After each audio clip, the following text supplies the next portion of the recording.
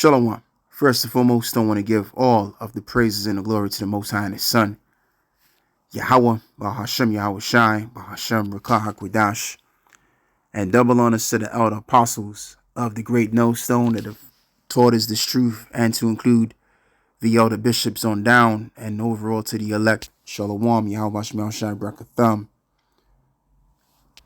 and as well as this your brother Laban.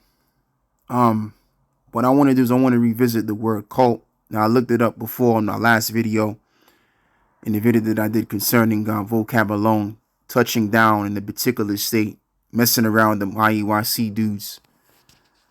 And I didn't elaborate on the word cult as much. And what I found is that in the word cult, as well as we do know, in the word cult, you have what is also the word cultivation. All right, you have the word what is known as culture. All right. And I'm going to begin right here from the Latin cultus, which is the care, labor, cultivation, culture, worship, and reverence. Originally tended, cultivated, past participle of cola, to till. And another thing that I want to do is I want to relate this word to the scriptures as to what's going on with Israel today, because what you have is you have the word proceeding and it's changing the minds of our people. All right. So guess what? We're being cultivated, and the ones of us that are in the truth have been cultivated, and we're cultivating others. All right. So I want to begin by reading Jeremiah 4 and verse 1 and verse 3. If thou wilt return, O Israel, save the Lord power, return unto me. And if thou wilt put away thine abominations out of my sight, then shalt thou not remove. And thou shalt swear the Lord liveth in truth, in judgment, and in righteousness. And the nations shall bless themselves in him, and in him shall they glory. For thus saith the Lord to the men of Judah and Jerusalem, break up your fallow ground, and sow not among thorns. So what does the fallow ground mean? The fallow ground represents the nation of Israel. All right. And when you break up anything, you're doing it with a particular amount of force. Okay. So basically what we're doing is we're beating the heads of our people with this knowledge, as well as is written in the book of Jeremiah 50, where it says, where it reads, I think is it 58 and 1, where it mentions that what is it? Matter of fact, let me go and read it.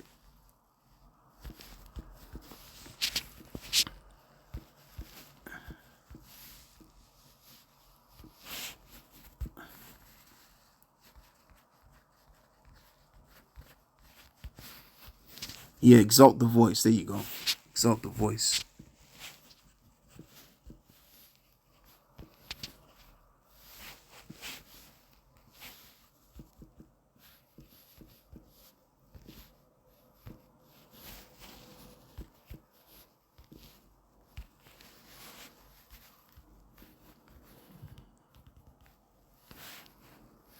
I mean, I could read this too, but that's not the one that I want to read. You know what? Let me just do this.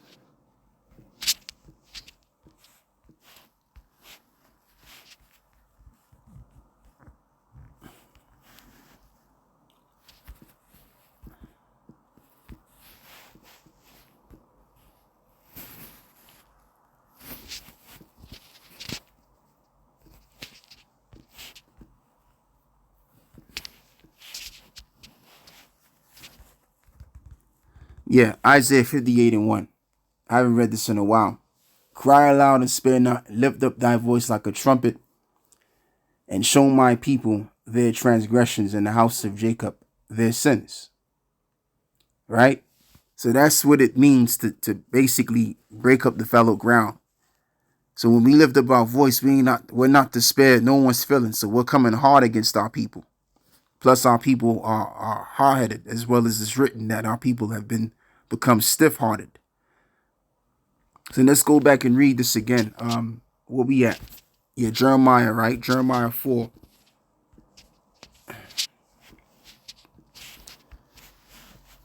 And verse 3.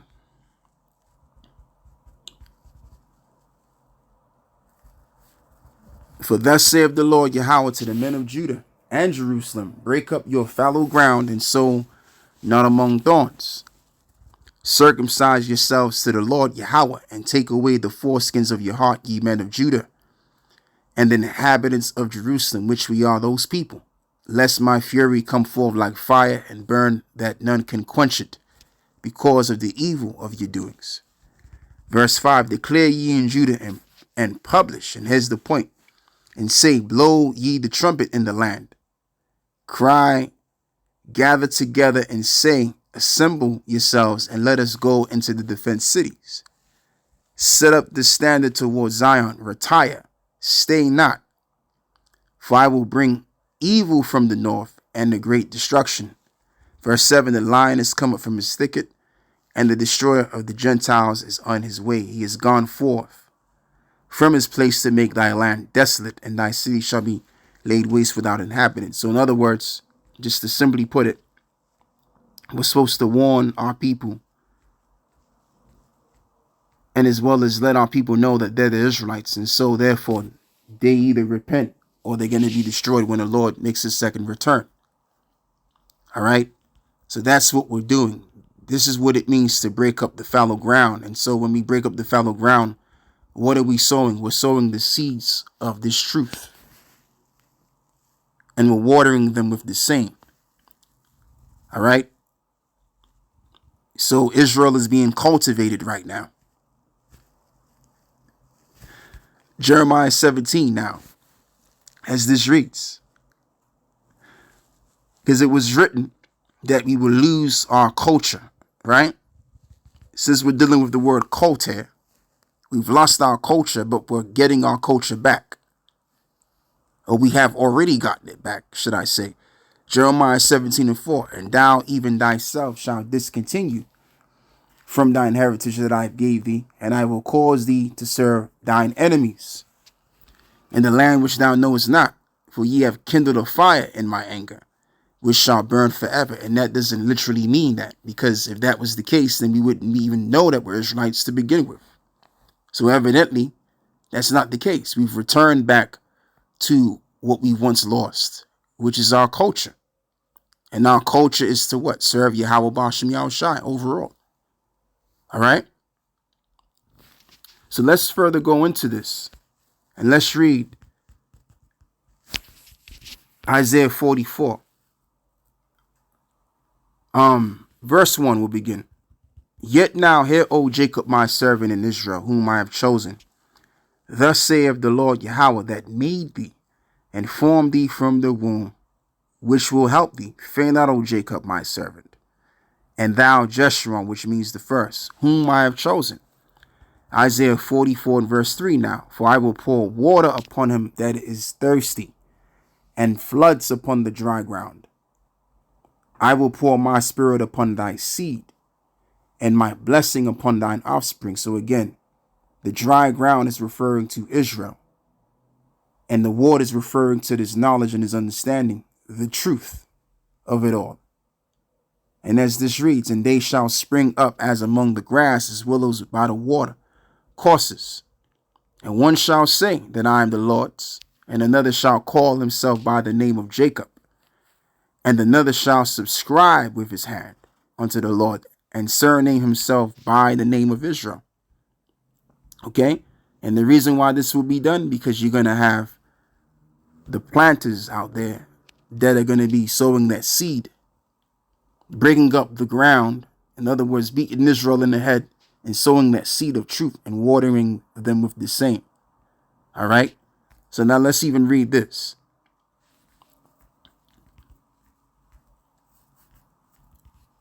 First Corinthians, 3?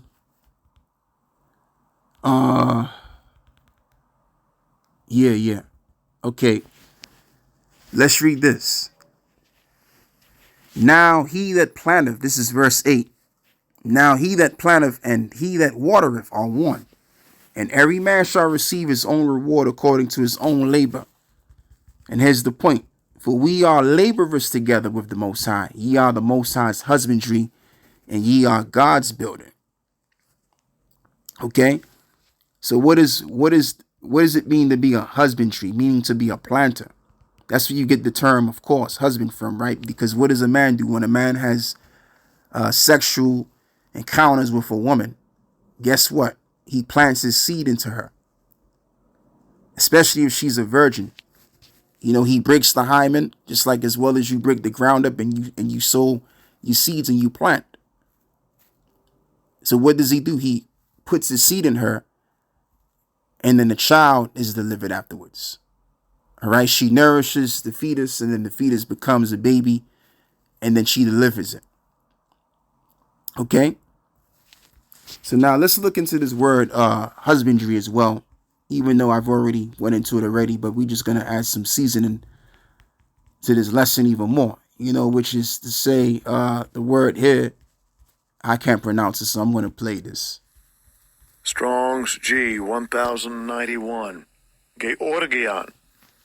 Georgian, which is a cultivated field, husbandry, tillage, i.e. cultivable, i.e. a farm, husbandry. Yeah, so that's all it really means. It means what it says.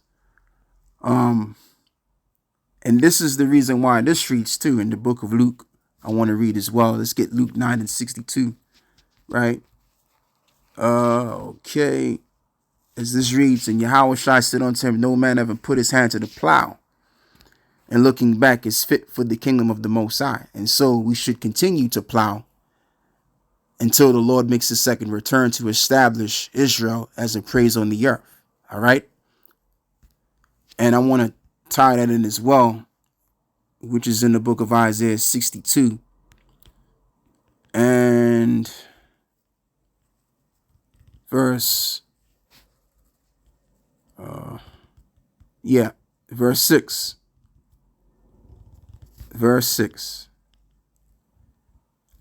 I have set watchmen upon thy walls, O Jerusalem, which shall never hold their peace day nor night. And ye that make mention of the Lord, Yahweh, keep not silence, and give him no rest until he establish and make Jerusalem a praise in the earth. So we're supposed to be making noise out here, telling our people what the deal is at the same time. All right. So if we've joined the labor force, the spiritual labor force, to do the Lord's bidding, we got to keep doing it until the Lord gives us the red light to stop. And basically the red light is going to be when the Messiah makes a second return, when Jacob's trouble begins, and then the Messiah's return. Because once Jacob's trouble begins, you know, the tongue of us is going to cleave to the roof of our mouths. And we're not going to speak the words of the Lord anymore. So the Lord is going to make us dumb. And by then, getting the word of the Lord is going to be far too late. As well as that's written, that not only is there going to be a famine of bread, but there's also going to be a famine of hearing the words of the Lord. All right, because we've already did all of our labors. All right, we've already did the planting and all of that stuff. All right. So whoever got cultivated, which is going to be the elect anyway, to serve Yahweh Bashmi Al-Shai, it was for them. But if you couldn't get it, and even if you're in a different camp and you couldn't receive the 100% truth, hey, you're going to be left to your own devices, man. All right. And that's as far as that's going to go. So, yeah, just looking into this word cult and revisiting it and tying it to other precepts in regards to what's going on with the Israelites right now and how we're changing the minds of our people, which ties into this word anyway, you know. And so therefore we're being cultivated again, and we're becoming of that culture that we once lost, being Israelites. All right. So with that, I want to give all of the praise and the glory to the Most High and His Son, Yahweh, Bahashem, Yahweh Shai, Bahashem, Rakah Gwadash, and double honors to the elder apostles and the elder bishops on down that have taught as well through the spirit and power of Yahweh Bashmi Al-Shai, and Yahweh Bashmi Al-Shai Brakathum to the 144,000, and as well as the rest of the elect, whom is the 1/3 that follows. Shalom.